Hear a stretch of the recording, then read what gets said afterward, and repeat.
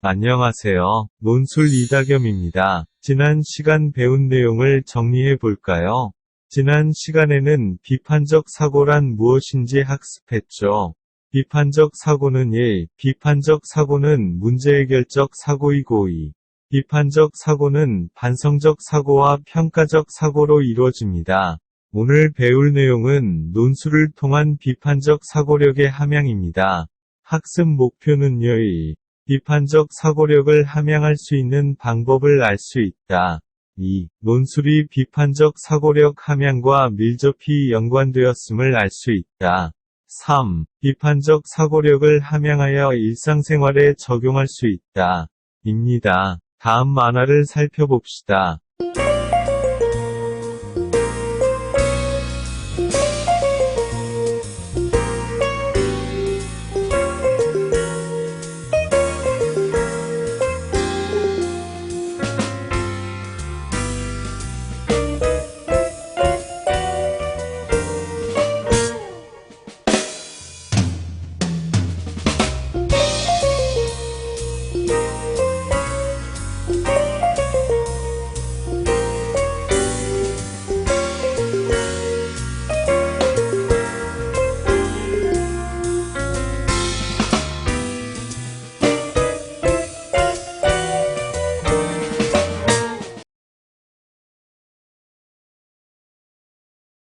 잘 보셨나요? 선생님은 학생들에게 논술 공부를 통해서 비판적 사고력을 기를 수 있다고 말하고 있습니다.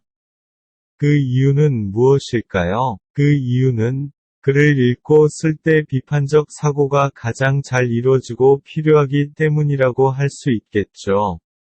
예를 들어, 글을 읽는다는 것은 저자의 생각이 무엇인지 확인하고, 또 그것이 과연 옳은지를 따져가는 과정이라는 점에서 그것이 철저히 반성적 사고 과정이라 할 수 있으며, 이 반성적 사고야말로 비판적 사고를 형성하는 가장 주된 사고 성분이라고 할 수 있습니다. 그러면 여러분들 중 논술문을 쓴 경험이 있다면 그때 어떤 사고 과정을 거쳤는지 말해봅시다. 일반적으로는 논술문을 완성하려면 자신의 견해를 정립하고 그 견해가 올바르다고 여길 만한 근거를 찾아 제시해야 합니다. 이 과정에서 비판적 사고 과정, 즉 반성적 사고와 평가적 사고 모두 활용된다고 볼 수 있습니다. 그럼 이제 비판적 사고력을 기를 수 있는 방법을 학습해 봅시다. 비판적 사고력을 키우는 방법에는 다음과 같은 것들이 있습니다. 1. 글을 제대로 읽고 또 많이 써봅니다. 2. 특정한 주제에 대하여 자신의 의견을 정립하되 이유와 함께 제시하는 연습을 해봅니다. 3. 신문 사설이나 칼럼 등을 읽고 주장과 함께 제시된 근거들이 적절한지 판단해보는 연습을 합니다. 4. 토의, 토론 등 말하기 상황에 적극 참여하여 상대방 의견을 비판적으로 고찰하는 활동을 해봅니다.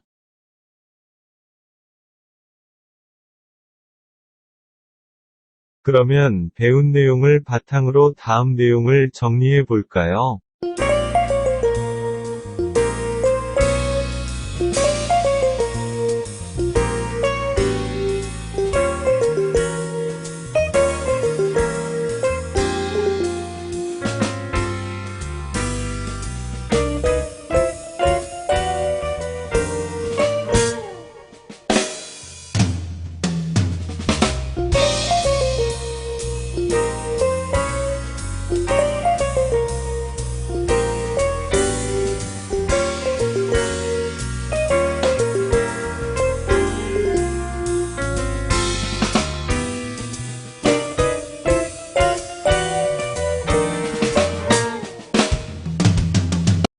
글을 읽고 쓰는 것과 비판적으로 사고하는 것은 어떤 관계가 있는지 말해봅시다.